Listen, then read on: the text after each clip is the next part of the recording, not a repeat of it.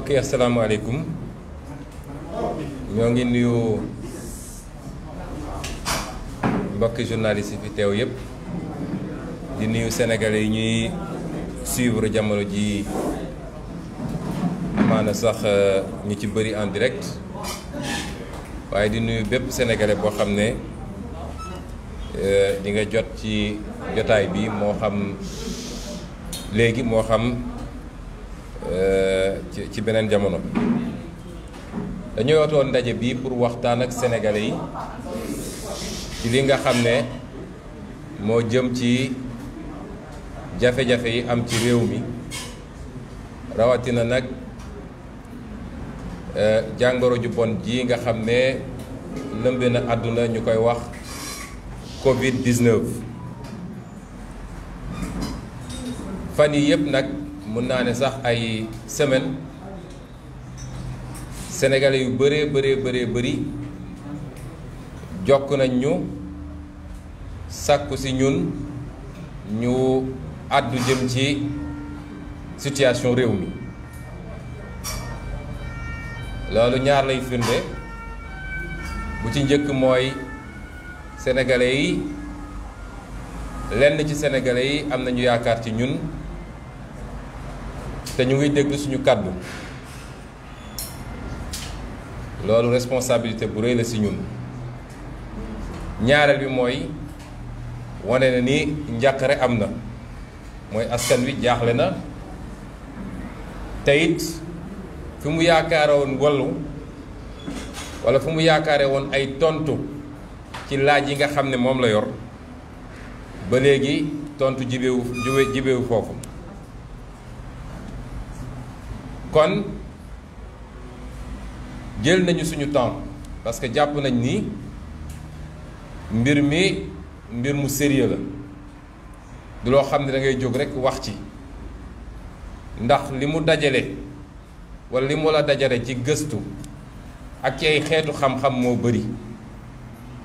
ñun nag Sénégal dañoo baaxewoo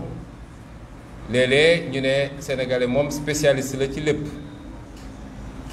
moo tax ñu jël ci suñu temps nag def ci liñ ci war a def mooy waxtaan ceeg ñi ñu ci war a waxtaanal ñépp. lu mat ñaari semaine a ngi nii waxtaan nañoo ak docteurs yi spécialité yépp nag muy infectiologue muy virologue wala nu mu tudd biologiste waaye yeneen xeetu parce que ñoom ñoo gën a féete lii waaye yeneen xeetu xam-xam yépp généraliste yeeg spécialiste santé publique yeeg ñu bëri jokkoon ak ñoom ñu nañu ak ñoom wala ñu toog ak ñoom waxtaan ceeg ñoom. loolu nag mooy volet bi gënoon jafe ndax mooy volet médical volet bi nga xam ne dafa technique waaye mbir mi umpalewul leen ni dafa am nit yeneen dimension ndax mbirum koom am na ci te bëri na ci mbirum société am na ci mbirum droit sax am na ci moo tax mu doon mbir moo xam ne technique am na ci naam te mooy cëslaay bi balaa nga ciy def dara da ngay déglu technique bi waaye dafa dépasser technique dafa laaj une gestion politique suñu réeree mbir gestion politique bi rek dañuy réere mbir li ci des yépp.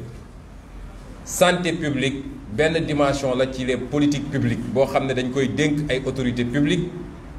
jiite ci président de la république ak gouvernement am rawati nag ki nga xam ne moo féete lépp lu jëm ci mbirum pàcc. kon su ma taxawee fii di wax jàpp leen ni dama fee taxaw en tant que leader politique waaye dama fee taxaw pour wax ak sénégalais yi ci li nga xam ne moo naroon doon sama doxalin man bu yàlla defoon tey ma nekk président de la république te mu wute lool nag ak doxalin bi am tey waaye laata ñuy egsi ci loolu dina am ñaari pàcc walla ñett yoo xam ne faaw rek ñu leeral ko. Malheureusement ni ma bëggee woon mënul demee noonu ndax dañu am problème technique. dama ne woon nañu teel a installé télé bi defar ko ba nga xam ne yenn yi nga xam ne dafa laaj ñu projeté ko sénégalais gis ko ñu mun koo génne. malheureusement problème technique am ba loolu mënuñu koo projeté waaye li ñuy wax fii lu bëri dañ koy def après benn tribune boo xam ne dinañ ko publier ci presse bi, publier ko ci réseaux sociaux yi ba sénégalais bu ne mën cee jot gis tam détails yi ñuy wax. bi njëkk bi ñu bëgg a leeral balaa ñuy ñëw ci li ëpp solo ci mbir mi mooy dañoo jàkkaarloog gouvernement boo xam ne li ma mën a wax ci mbir mi mooy ab échec la, mooy ab lajj la.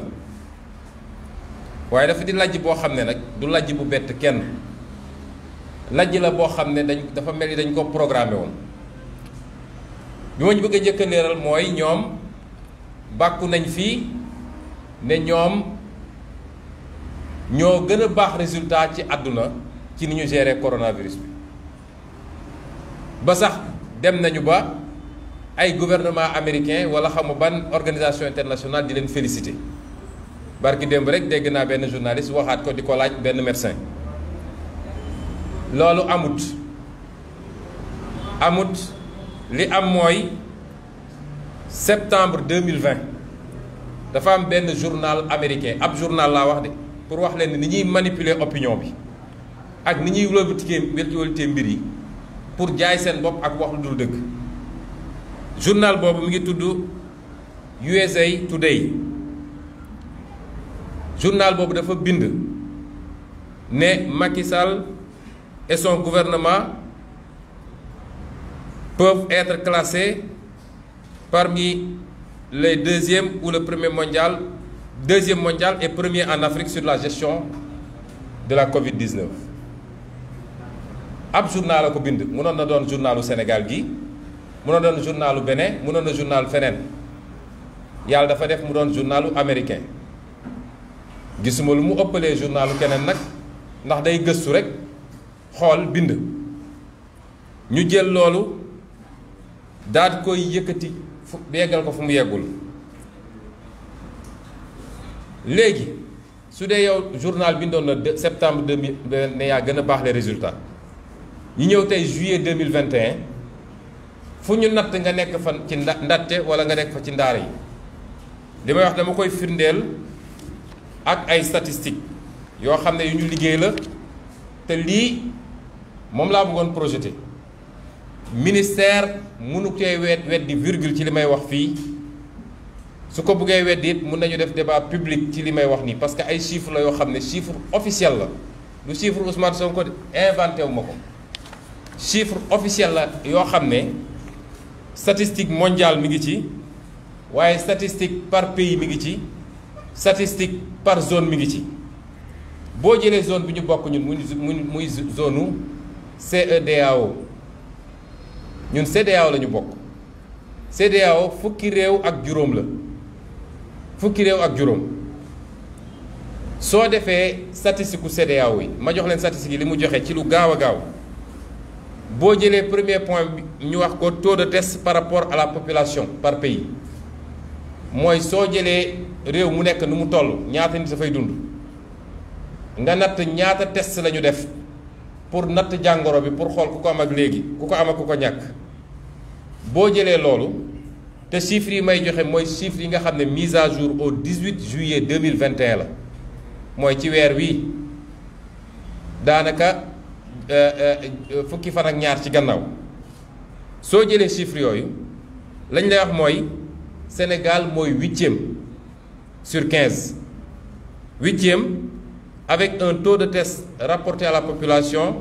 de 3,54%. soo jëlee indicateur bu ñuy wax taux de cas positif par rapport aux tests réalisés mooy bu ñu nattee ba pare suñuy seet suñu nattee téeméeri nit ñu war a seet ñaata nit a ci am jàngoro Sénégal moo ci classé 2e c'est-à-dire ñi ëpp jàngoro bi mu feeñ par rapport ak taux de test bi Sénégal moo ci classé wu 2e avec un taux de 8,56%. ci jamono jooju moyenne CEDEAO mi ngi ci 6,44%. loolu muy beneen mbir soo jëlee li ñuy wax taux de cas positif par rapport à la population xam nga bële par rapport ak ñi ñu testé la mais par rapport ak population bi yëpp boo jëlee ñaata nit ñoo am jàngoro bi ci test yi di nga gis ni Sénégal mu ngi ca jël ñetteel bi gën a fort taux d'infection ak un taux de 0,30% ci moyenne boo xam ne moyenne CEDEAO bi mi ngi à 0,32%.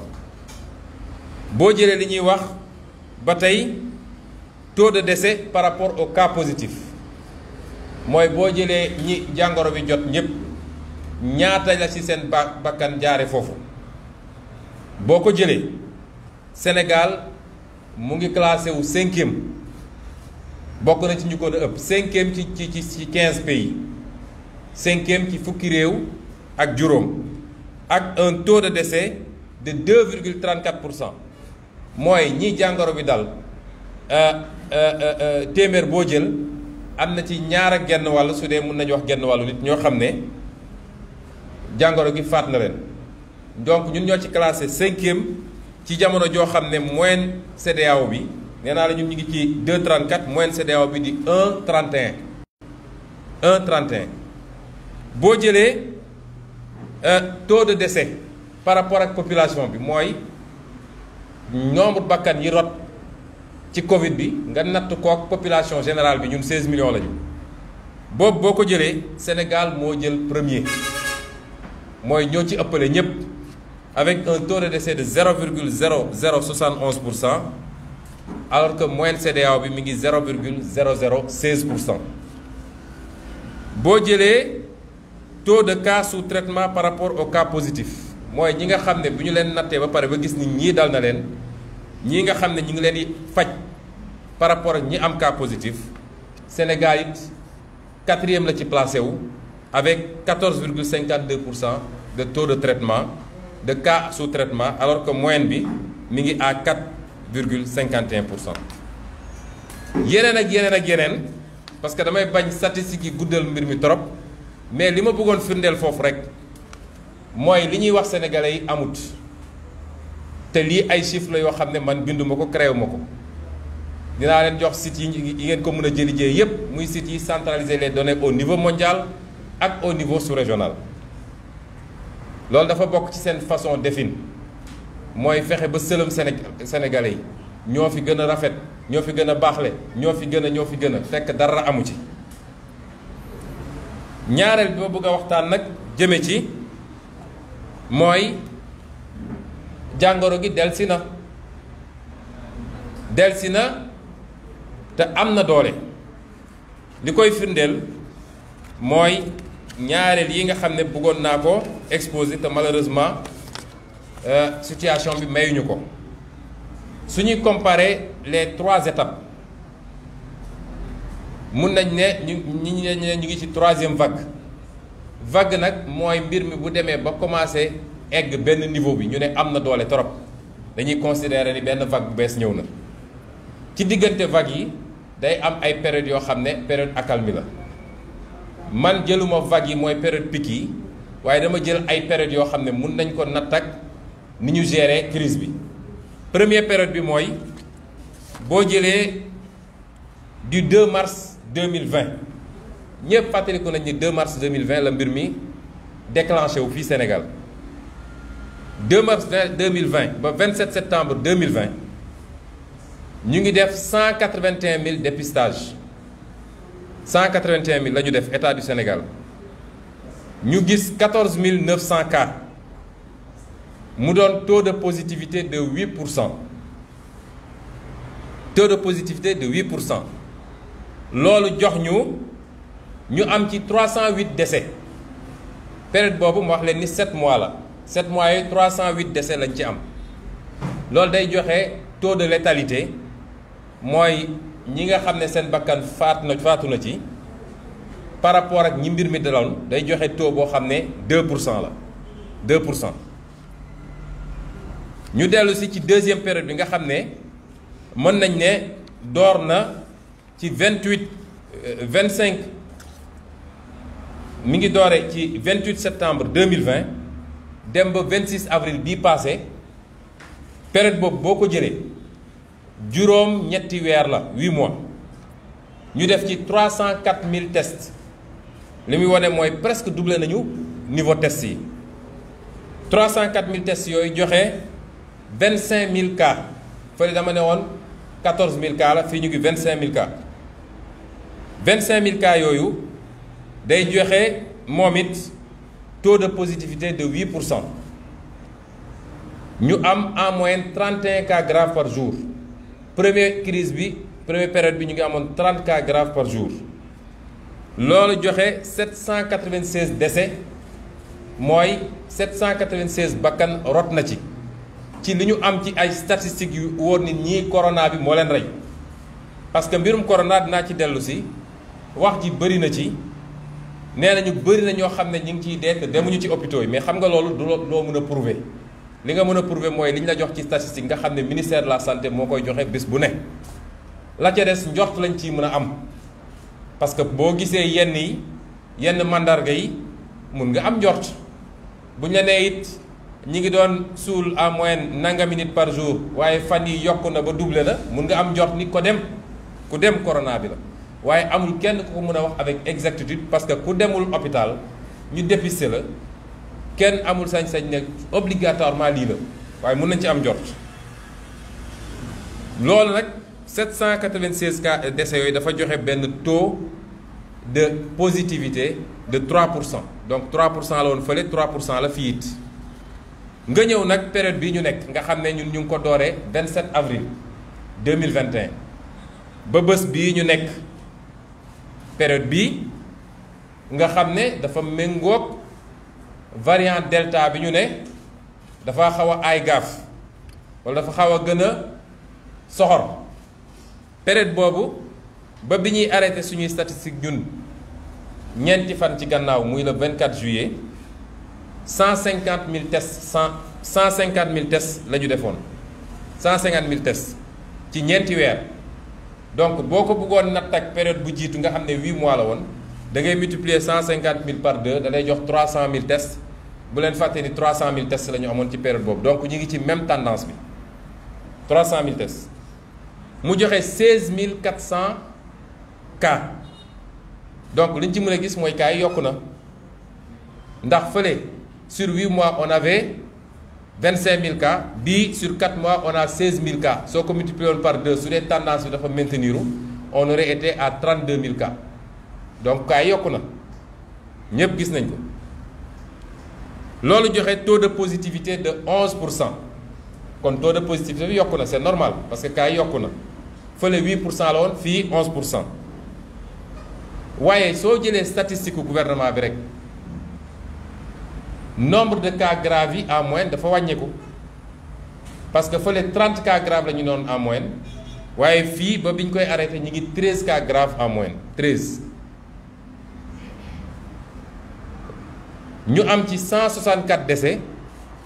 dama ne lii may wax ni c'est jusqu'au 24 juillet 2021 ñu am ci 164 décès. loolu day joxe taux de décès de 1%. vague yu njëkk yi on était taux de décès benn bi 3% benn bi 2%. loolu lan lay firndeel mooy am na lu ñu doon wax dafa mel ni statistiques yi wane na ko mooy benn variant delta bi moo gën a soxor ci gaaw a wàlle moo gën a contagieux boobu loolu statistiques yi wane na ko parce que contagion bi moo ëpp. ñaareel bi mooy dafa mel ni ci li génn ci statistiques yi li mu rey moo gën a néew li amoon ci deuxième vague bi ak ci première vague bi lii ay constat la lan lañ ci mën a dégg nag lañ ci mën a dégg mooy la situation est très grave parce que benn bakkan bu rot rek c'est très grave. waxuma laa nag suñu nee bés bu nekk nangami sénégalais faatu nañu te mu mun a am ay pic yoo xam ne sànq rek may ñëw laa jot statistique aujourd'hui tey jii ñu ngi à 1200 et quelques cas pour 15 décès ça veut dire que remonté na parce que ñu ngi amoon pic bi le 18 juillet 2020 la ñu amoon pic bi avec 1722 cas mais fan yi yëpp wàccoon na ba tourner autour de 600 cas tey mu yéegaat à 1200 cas ñu wax ñu 15 décès c'est vrai que nombre de tests yi day varier parce que temps yëpp ay 2000 et quelques tests lañu doon def tey 4000 tests la ñu def loolu tam am na jàngat yu ñu ci war a jël waaye ak loo ci mun ci dégg rek li ma bëgg a wax Sénégalais yi mooy situation bi garaaw na buñ ko xeeb te du feebar bu ndaw ñi mu dal dëgg te ñu mucc ci am na ñoo xam ne asymptomatique lañu am na xam ne jotu leen sonal waaye ñi mu sonal dëgg koo ci waxtaanal dina la wax ni mbir mi métti na lool kon buñ ko sàggane moo tax may woo Sénégalais yi pour ñu fagaru parce que fagaru moo gën fàggandiku waaye balaa ñuy egg ci loolu il faut ñu situer responsabilité yi parce que loolu dafa am solo bu ngeen fàttalikoo 18 mois ci gannaaw bi mbir mi takkarnaasee ñu ne virus bi dugg na Sénégal ñu commencé wax ni am na ñeenti cas juróomi cas la ñu jaxase réew mi yépp ba benn Sénégalais ñemetul nooyi ne on est en guerre loolu la ñu waxoon terme yu garaaw la ñu utilisé woon on est en guerre mooy dafa am noon bu ñu song mu mel ni ku yor ay armes ay gànnaay ay missile ak yooyu jóge bitim réew ñëw songuñu ne Sénégalais yi kenn waratul nooyi ci réew mi parce que dañu nekk en guerre moom mi jiite réew mi woote ñépp jàpp ni comme Sénégalais yi egg nañ foofu ci ni ñu gisee mbir mi ku demul uyu ji sax boo moytul ñu jàppee la noonu ba tax Sénégalais yëpp uyu ji man mii de uyu ji woon na ñu dem uyu ji ba ñu demee man bu ma fa génnee li ma wax Sénégalais yëpp laa bëgg ma fàttali leen ko parce que dañoo gaaw a fàtte lu ñu weesu rek wees nañ ko ba ñu demee wuy ji ba génn sama baat ca kaw te defe naa xawoon naa ci wéet ci ñi fa demoon neewoon naa d'accorduma ak ni ñu bëgg a gérer mbir mi d'accorduma ak ni ñu bëgg a gérer mbir mi ba ca njëkk mooy d'accorduma ak xaalis bi ñu bëgg a génne ma jàppoon ni am na lu waroon jiitu loolu ci ay càmbar ba xam lan mooy nécessité bi ak lan mooy besoin bi ma ne woon d'accord ma ci ni ñu bëgg a séddalee xaalis boobu parce que lañ ca bëggoon yóbbu ci paj mi néew na trop ci jamono joo xam ne nee nañu problème mu faju moo am ci réew mi 72 milliards la ñu prévoiroon ne day dem ci faj mi nga jël 623 milliards ne dama koy yóbbu ci plan de résilience économique crise économique bi dafa am lu ko andi la ko andi ngay njëkk a saafaraal doog a xalaat crise économique bi parce que loolu bu saafarawul crise économique bi du fi jógee ba faw te loo fa dugal ci xaalis day neen rek man leen woon d'accorduma dolliwaat ci ne leen réew mi dañ fee tàmm njuuj njaaj ak wuruj ak randal xaalisu réew mi waaye nag kuy randal xaalisu réew mi te xam nañ ni ñoom loolu mooy seen sport national ba ñu ne nag feebar ñëw na ay nit a ngi ciy dee nga war a seet ci yàlla tuuti nag kon ma ne woon gestion transparente fukki dërëm buñ ci dugal te muy fukki dërëmu sénégalais dafa war a leer ak yeneen mooy loi yu mu bëggoon li mu bëggoon ñu jël pouvoir yépp jox ko lépp ñu jox ko te jamono dem na ba ñu gis ni li mu ci doon ut ay milliers de personnes par jour taxul président yi réew yooyu ne jox leen ma tous les pouvoirs. Institutions yi dañoo continuer dox, assemblée di dox, sénat di dox, présidence de la République di dox, lu ñuy def dañ ko yóbbu à l'assemblée gars yi débattre ko. waaye xawoon nañ ci wét ci jamono jooju loo ci gis tey benn fii surfacturé nañ fi kii c'est 1000 milliards du caaxaan de. kon loolu histoire dox na ba wane ni liñ leen waxoon yépp te xam ñi ñu yaakaaroon moo tax ñu wax ko loolu am na tey fan la 1000 milliards yi dugg dinañ ci dellu si. tey jii moom ñemeetul jël responsabilité am wax ak sénégalais ci mbir mi parce que sénégalais yépp xam nañ ni moom mooy responsable mbir mi. réew nag bu tollee foofu mooy ki koy jiiteetu ko soo bëggoon jot nu muy def ba am 3e mandat nu muy complété ba ren di diw nu muy complété ba lii du feeñ waaye jiiteetul réew mi amatul crédibilité boobu parce que sénégalais yi déglootuñu ko. bu dee bi ñuy am ay 4K nga jël ay mesures ne couvre-feu état d'urgence loi d'habilitation 1000 milliards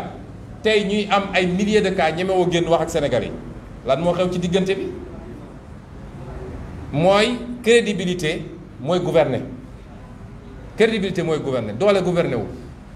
tey téeméeri sénégalais boo jël juróom-ñett fukk yi wala lu ko ëpp kaddu Macky Sall déglootuñu ko te wax nañu dëgg nag li tax ñu wax dëgg mooy nee naa moom mooy responsable bi. deuxième facteur de responsabilité bi am solo mooy moom mois de mai lañ ko jox bulletin ne ko attention am na variant bu ñuy wax delta bu soxor la dugg na ci réew mi mois de mai mu waroon ci jël ay jumtukaayam waroon ci jël ay matuwaayam ba xool nu ñuy gérer cas boobu ba nu ñuy xool nu ñuy gérer nu ñuy limiter loolu ba du law ci dëkk bi. waaye moom moo njëkk ci mois de mai boobu à partir de 27 mai takk ay bagaasam sol ay kaaram naan day dem defi ay tournée irresponsabilité weesuwul loolu. dégg naa ñi ñaan ñu ngi mettre pouvoir et opposition dos à dos parce que ñoom ñëpp a def activité ça c'est malhonnête parce que pouvoir opposition amul information yooyu voilà ñun du ñu recevoir bulletin yooyu du ñun ñooy jël les mesures parce que du ñun ñooy gouverner. C'est comme ça que ça se passe.